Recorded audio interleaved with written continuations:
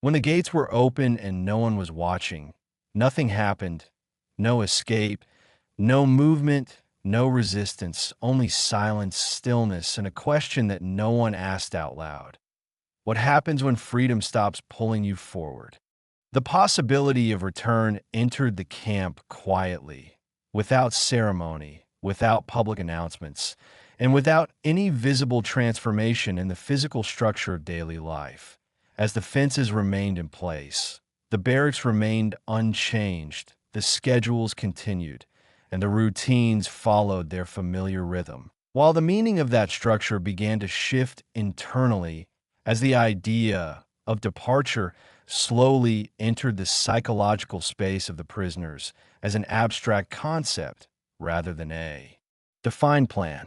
For years, life inside the camp had been organized around predictability, repetition, and external control, where daily existence required no personal direction, no internal planning, and no long-term vision.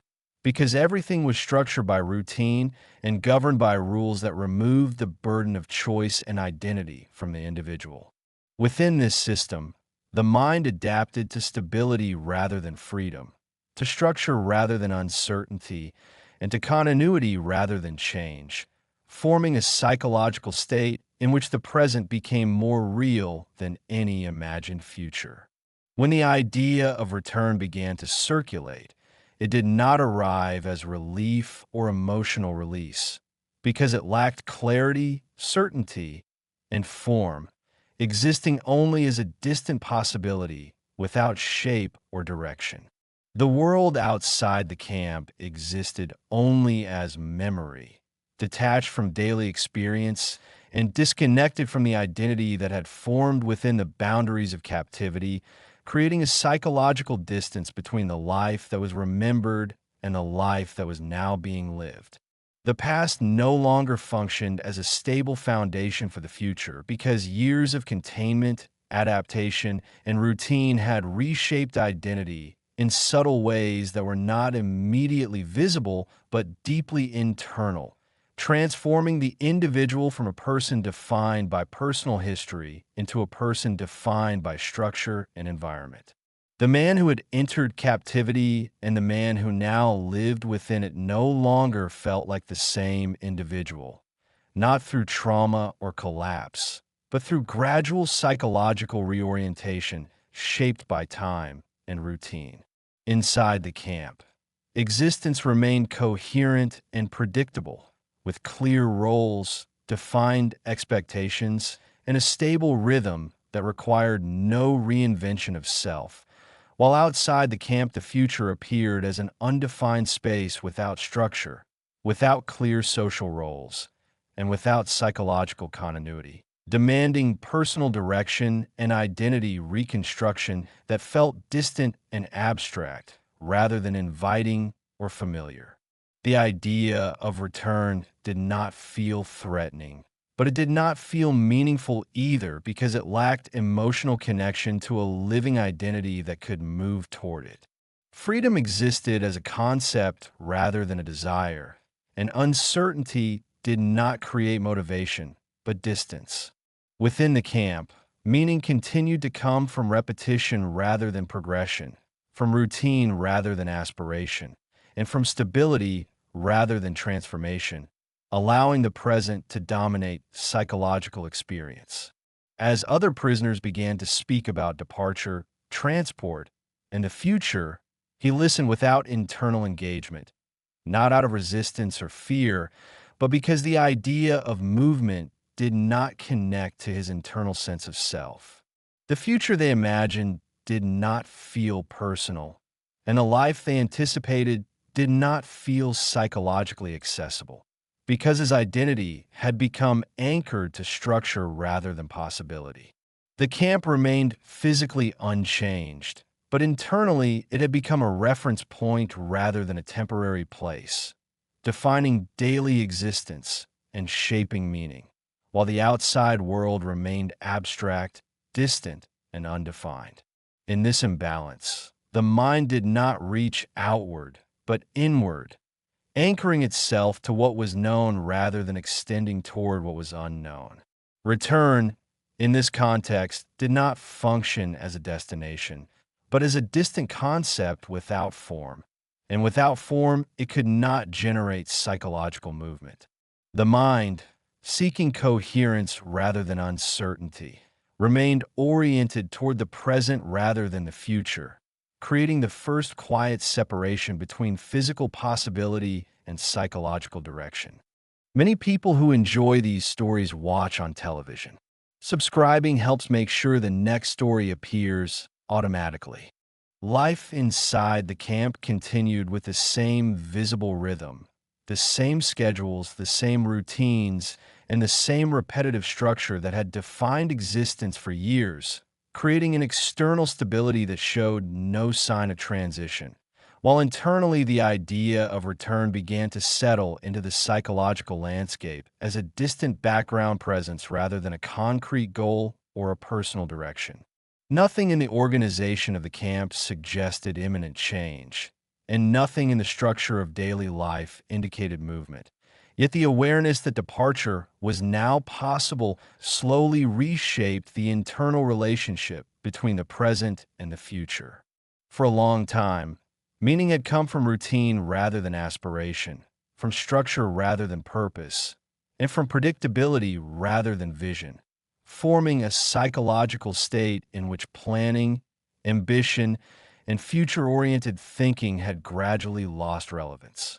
Identity had become functional instead of personal, shaped by environment instead of memory, and grounded in repetition rather than self-definition, creating an internal world where the present carried more psychological weight than any imagined future.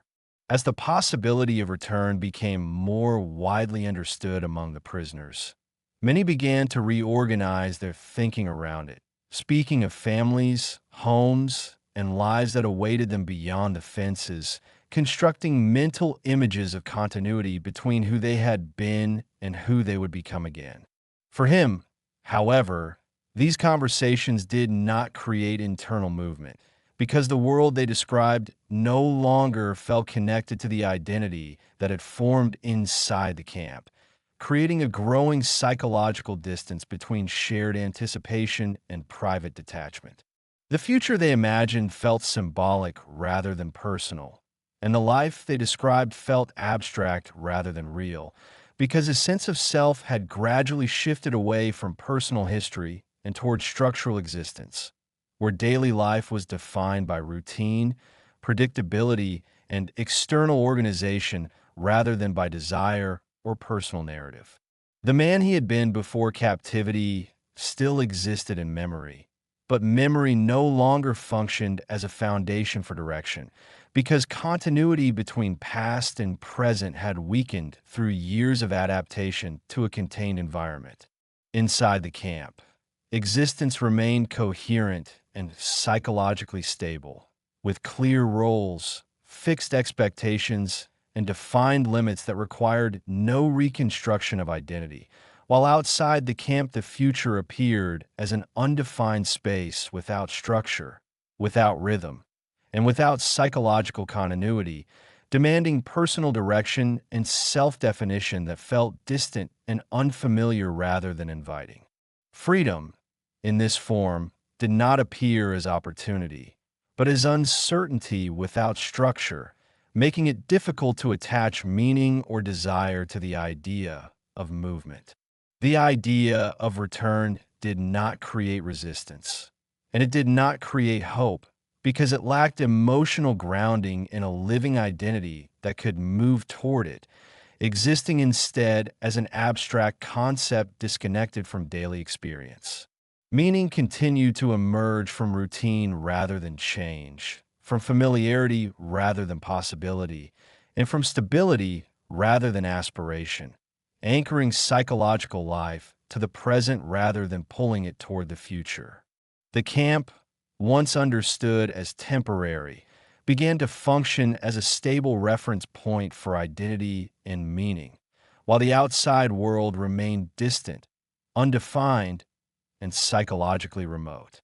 This internal shift did not appear in behavior or outward expression, because his actions remained consistent with routine and structure, and his daily life continued without disruption.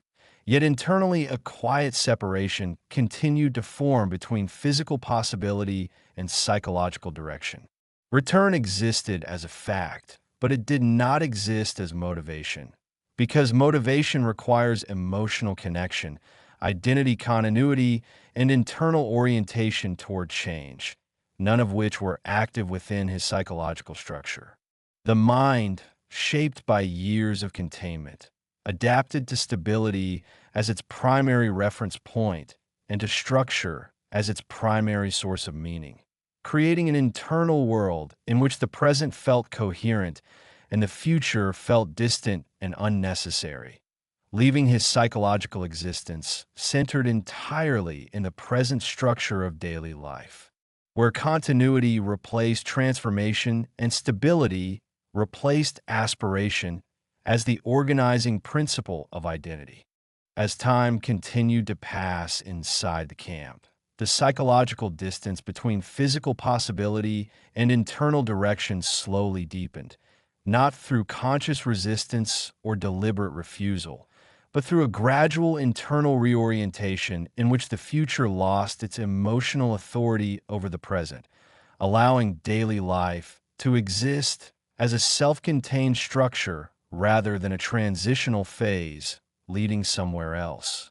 The routines remained unchanged, the schedules remained predictable, and the external order of the camp continued to provide stability, while internally the idea of return became increasingly detached from meaning, existing more as an abstract fact than as a motivating force.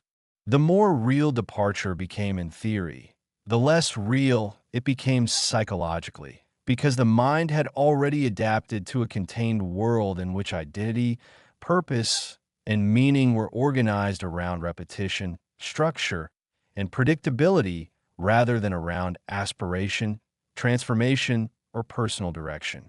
Years of routine had reshaped perception, creating an internal environment where stability carried more psychological weight than possibility, and familiarity felt more coherent than change.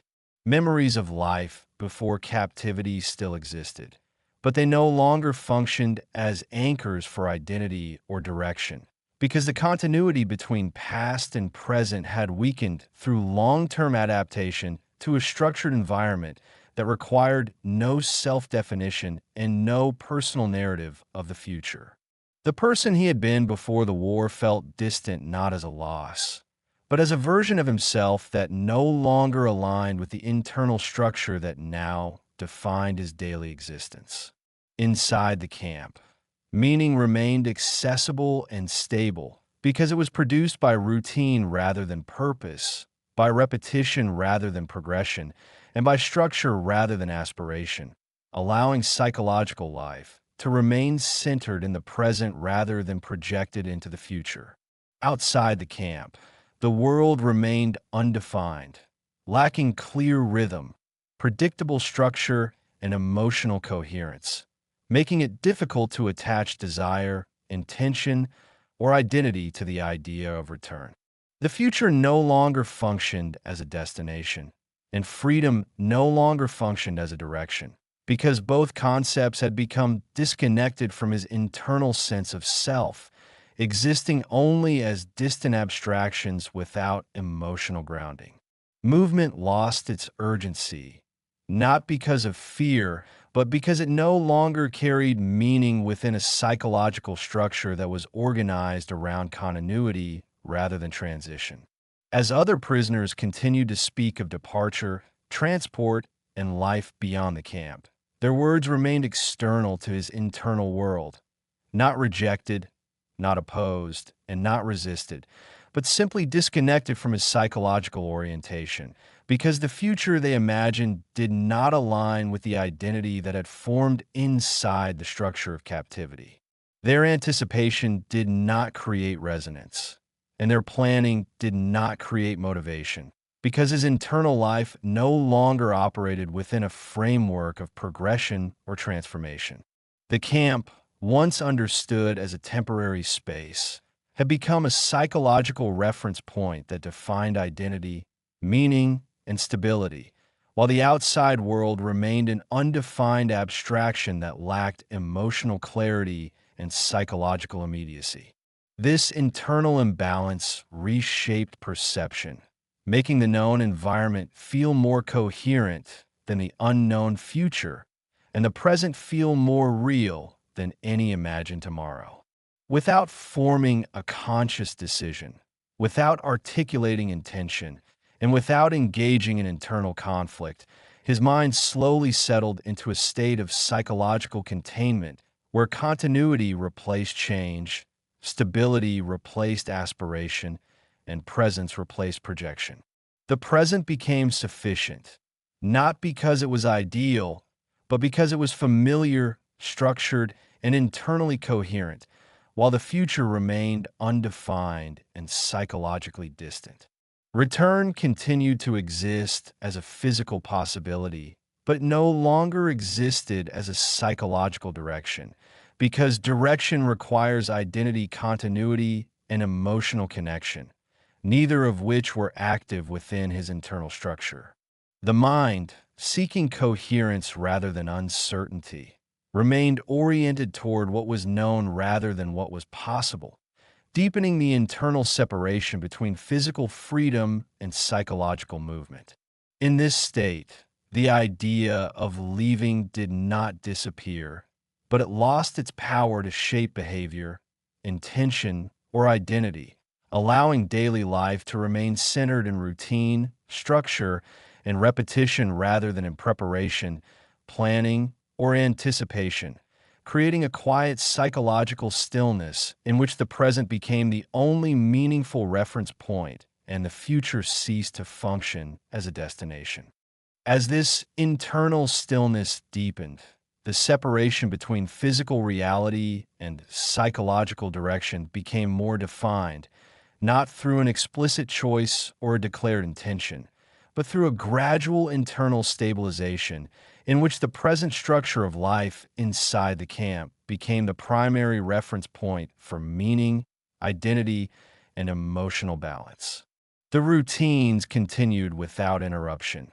The schedules remained predictable, and the external order of daily life stayed intact, while internally the future lost its influence over perception, no longer shaping thought, motivation, or expectation.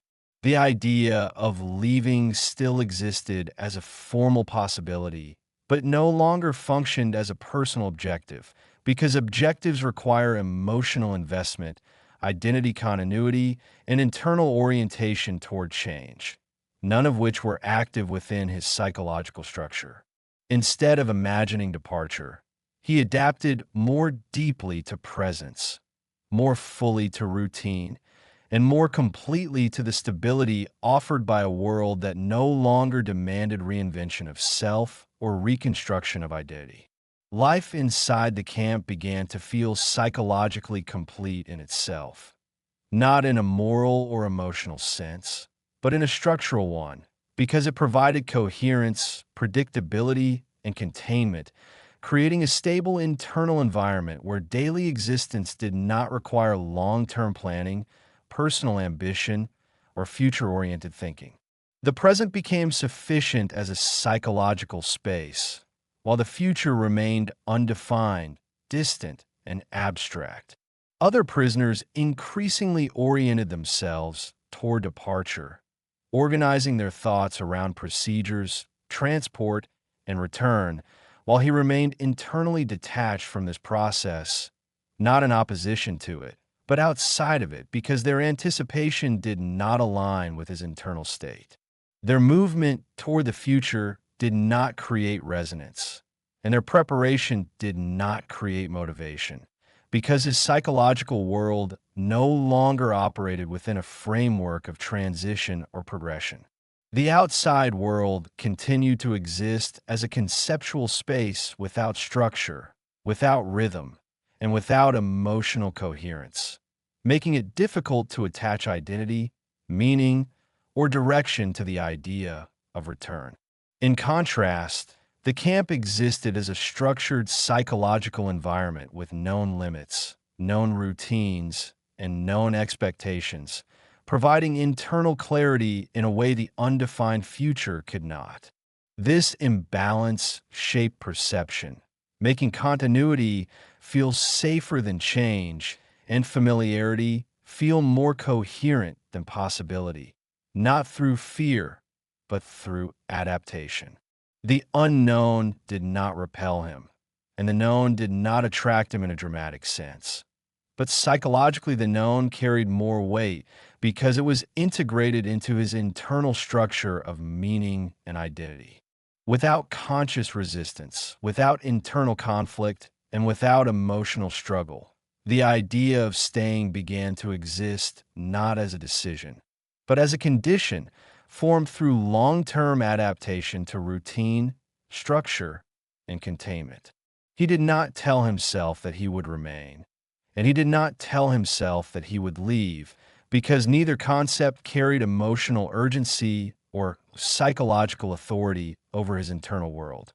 Movement lost its meaning because meaning requires direction, and direction requires identity continuity and emotional investment, which were no longer present.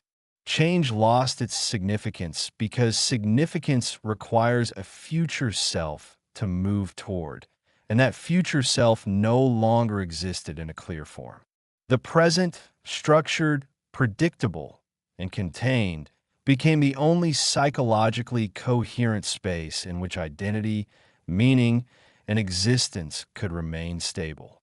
Within this space, the mind no longer prepared for transition, no longer oriented itself toward departure, and no longer engaged with the future as a defining force.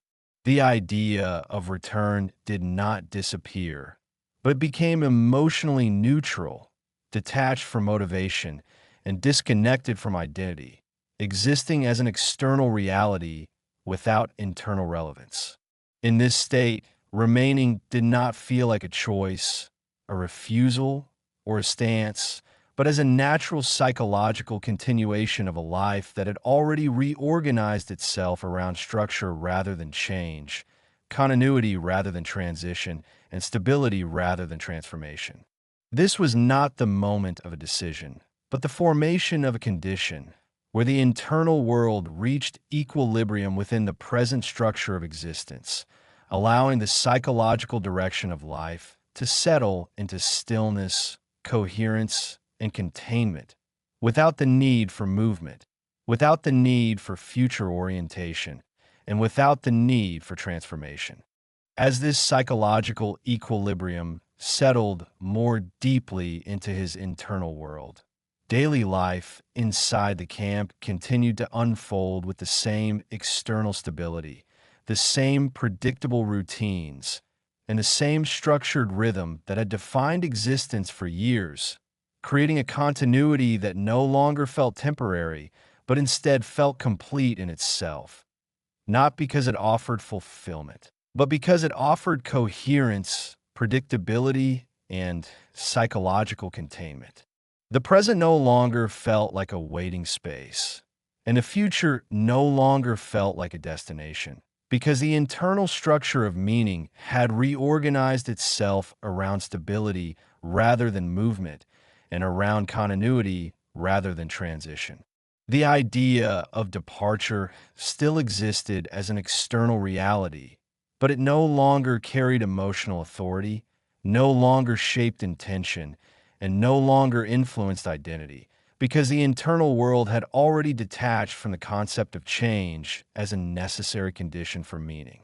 The outside world remained a distant abstraction, not rejected, not feared, and not opposed, but disconnected from his internal sense of self, because the life beyond the camp no longer aligned with the identity that had formed within it. Inside the camp, existence remained psychologically coherent, defined by known limits, familiar structures, and predictable routines that required no reconstruction of self and no reinvention of identity, allowing daily life to exist without internal tension between what was and what could be.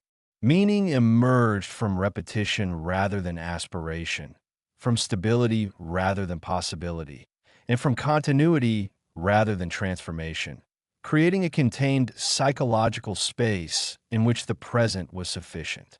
Other prisoners continued to orient themselves toward departure, preparing mentally for reintegration, return, and movement into a world that had changed while they remained confined, while he remained internally detached from this orientation, not in opposition to it, but outside of it, because their future no longer intersected with his psychological reality.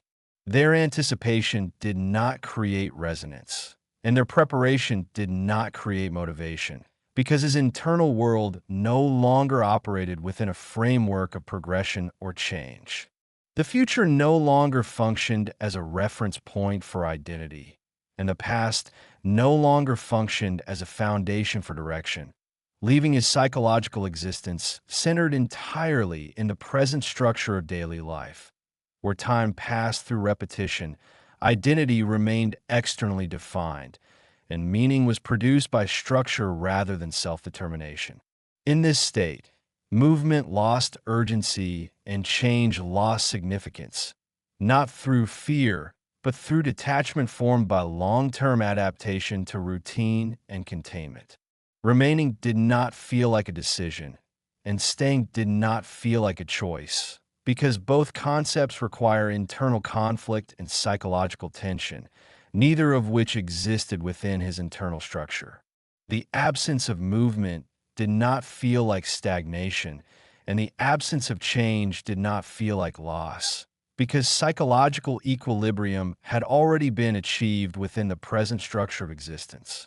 The camp did not become home, and the outside world did not become an enemy, because neither concept held emotional dominance over his internal life. Instead, existence remained balanced within a contained psychological space where continuity replaced transition, stability replaced aspiration, and structure replaced direction. In this condition, the meaning of freedom dissolved not through rejection, but through irrelevance, and the meaning of return faded not through resistance, but through disconnection, leaving only the present structure of life, the familiar rhythm of daily existence, and the internal stillness of a mind that no longer oriented itself toward departure. Without forming a conscious refusal, without articulating a stance, and without making a declaration, his life continued within a contained psychological world where the future no longer defined the present and movement no longer defined meaning, allowing him to remain not as an act of defiance, not as a refusal of freedom, and not as a rejection of home, but as the natural continuation of an internal structure that no longer required change in order to feel complete. In the end, nothing dramatic marked the boundary between captivity and freedom, because the transformation had already taken place quietly and internally long before any physical movement could occur, as the mind had reorganized itself around stability rather than change, continuity rather than transition, and psychological containment rather than future orientation. What remained was not a refusal of home and not a rejection of freedom, but a state in which meaning no longer came from what lay ahead, and identity no longer depended on movement, because daily existence had become psychologically sufficient within a structure that required no reinvention of self and no reconstruction of purpose. The camp did not become a symbol of belonging, and the outside world did not become a symbol of threat, because neither carried emotional dominance over his internal life, as both had become abstract concepts disconnected from the structure that now defined meaning, identity, and stability.